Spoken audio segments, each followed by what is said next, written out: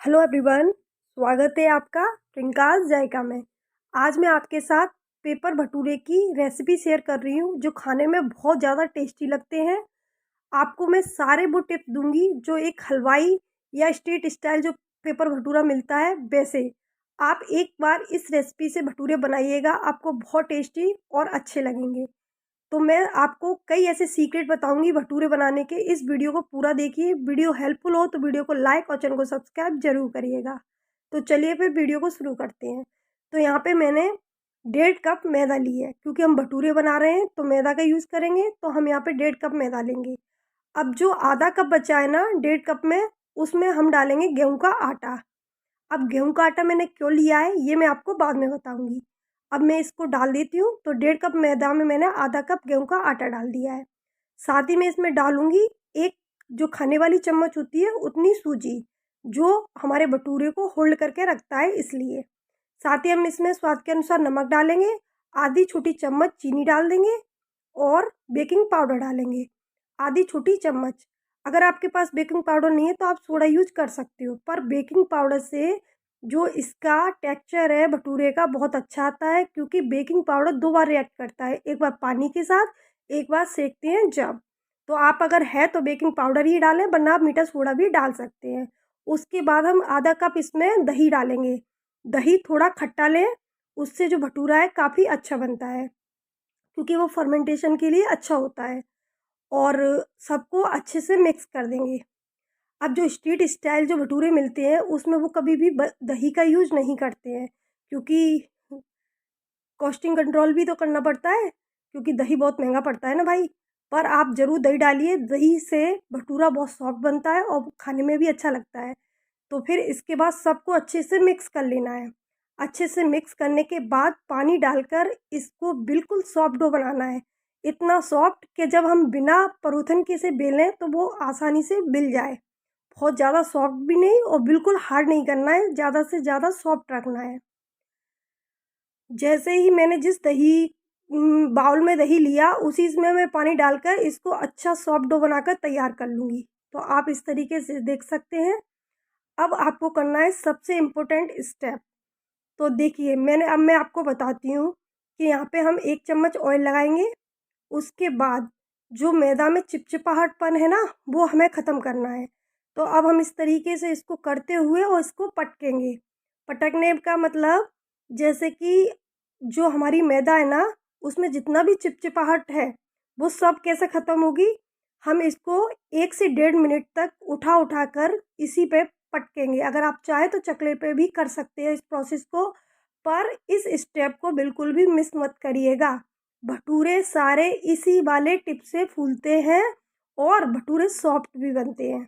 तो ये बहुत ही ज़्यादा इम्पोर्टेंट सीक्रेट है। इसको आपको लगातार 1 से 1.5 मिनट तक करना है। अब जो मैंने आटा डाला है ना, तो देखिए इस तरीके से इसमें जो इलास्टिक है, देखिए हमारे हाथ से बिल्कुल नहीं चिपक रहा है। अगर मैं इसमें गेहूं का आटा नहीं डालती तो मैदा कहीं ना कहीं हाथों से चिपकती, क्योंकि हमने इसको सॉफ्ट लगाया है ना, इसलिए। अब मैंने थोड़ा सा गेहूं का आटा डाला है तो इससे मेरे हाथों में ये बिल्कुल भी चिपक नहीं रही है। और इस स्टेप के बाद जितनी भी चिपकेगी वो भी बिल्कुल ख़त्म हो जाएगी और हमारा जो भटूरा है बहुत ज़्यादा सॉफ्ट और गुब्बारे की तरह फूल के आएगा।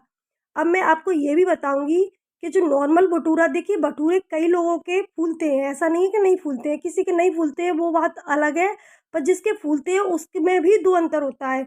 एक तो भटूरे को पूरा फुलाना और एक भटूरे को गुब्बारे की तरह फुलाना, दोनों में बहुत अंतर होता है। तो मैं आपको वही बता रही हूँ कि अगर आपको गुब्बारे की तरह फूला फूला भटूरा चाहिए तो उसके लिए आपको इस प्रोसेस को करना है। मेरा आटा लगकर तैयार हो चुका है। मैं इसको, अगर आपके पास टाइम है तो आपको 2 घंटे तक रख सकते हैं सर्दियों में, क्योंकि फर्मेंट होता है, थोड़ा टाइम लगता है। अगर आपके पास कम टाइम है तो आप 10 से 15 मिनट में भी इसको बना सकते हैं। अब हम क्या करेंगे, हमने आटा 10 मिनट के लिए रेस्ट पर रखा। उसके बाद हम क्या करेंगे, इस आटे में एक छोटी सी चम्मच ऑयल डाल के इसको थोड़ा सा चिकना करके इसकी लोइयाँ तोड़ेंगे। तो आप देख सकते हैं लोई तोड़ने का भी तरीका बिल्कुल अलग होता है। हलवाई लोग भी जो भटूरे की लोइयाँ होती हैं वो इस तरीके से तोड़ते हैं। इससे जो लोइयाँ हैं बिल्कुल एक सी टूटती हैं और जो भटूरे का शेप या टेक्सचर है बिल्कुल मार्केट जैसा आता है। और ये एक इम्पोर्टेंट सीक्रेट होते हैं बिल्कुल मार्केट जैसे भटूरे बनाने के। तो आप देख सकते हैं मेरी सारी लोइयाँ बिल्कुल बराबर हो रही हैं कि नहीं। तो आप इसको इसी तरीके से लोइयों को बनाइए। सीधा ऐसे हाथ से जैसे हम गेहूं का आटा तोड़ते हैं वैसे नहीं तोड़ना है। इस तरीके से मुट्ठी मुट्ठी के अंदर इसको लगा के और इस तरीके से हमें तोड़ना है। अब हमें इन लोइयों को भी 10 मिनट के लिए ऑयल लगा कर रखना है। अगर आप तुरंत के तुरंत बनाएंगे तो आपका भटूरा हो सकता है थोड़ा कम फूले। तो आप उसको थोड़ी देर के लिए बस 10 मिनट के लिए तेल लगा कर रखें। उसके बाद लोई लेके आराम से इसको बेल लें। बेलने में सूखे आटे का बिल्कुल यूज ना करें। अगर आपको लग रहा है चिपक रहा है तो आप थोड़ा सा ऑयल लगा सकते हैं।